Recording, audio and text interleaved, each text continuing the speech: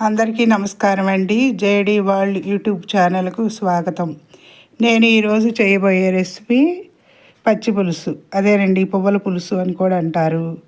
కొంచెం ఒక నిమ్మకాయ సైజు చింతపండు తీసుకుని వాష్ చేసి పెట్టుకోవాలండి. దీన్ని కడిగి పెట్టుకున్న దానిలో వాటర్ పోసి ఒక 10 మినిట్స్ ఉంచితే మెత్తగా గుజ్జు అవుతుంది. ఇప్పుడు గ్రిల్స్ మీద ఎండుమిర్చి ఒక 3 తీసుకున్నాను. అంటే మనం చేసుకునే దాన్ని బట్టండి. ఎక్కువ మెంబర్స్ ఉంటే కొంచెం ఎక్కువ తీసుకోవాలి.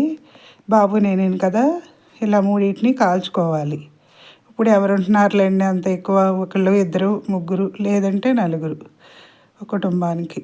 ఇప్పుడు ఈ చింతపండు నానింది కదా, దీన్ని ఇట్లా కొంచెం వాటర్ పోసుకుని పులుసు తీసుకోవాలండి. చింతపండు పులుసు, ఎండుమిర్చి, గళ్ళుప్పు, బెల్లం ఈ 3 కూడా కలుపుకోవాలండి. ఇలాగా ఈ ఎండుమిర్చి చక్కగా ఇది అవుతుందన్నమాట, తుంపులు అయిపోతాయి ఈ మిర్చి గళ్ళుప్పు బెల్లంతో.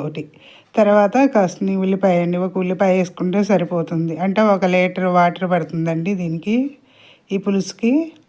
ఇప్పుడు ఈ పిసికిన చింతపండు పులుసు ఉంది కదా, నానబెట్టి పిసుకున్నది, అది ఇప్పుడు వేసుకుని అందులో కలుపుకోవాలండి.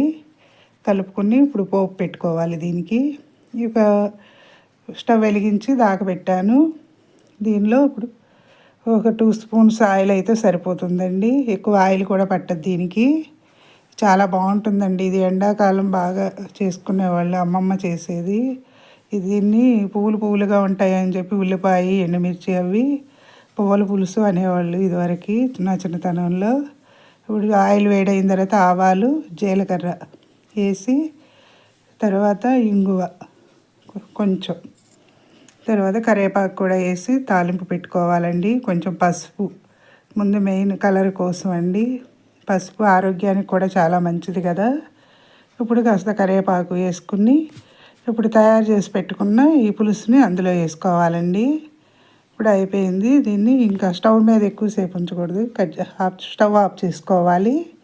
అయిపోయిందండి ఈ పచ్చి పులుసు, పువ్వుల పులుసు అనే ఎక్కువ మాకు అమ్మమ్మ చెప్పేది. ఇది ఎండాకాలం బాగా చేసేవాళ్ళండి, ఎండకు బాగా ఇదిగా ఉంటుందని.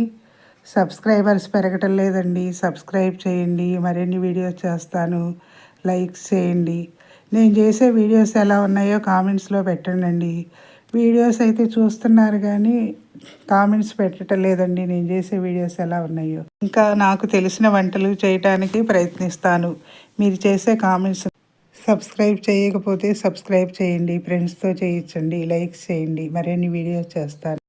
పచ్చి పులుసు తయారైపోయిందండి. నచ్చితే లైక్ చేయండి, షేర్ చేయండి, సబ్స్క్రైబ్ చేయండి. మీ లక్ష్మీ కుమారి.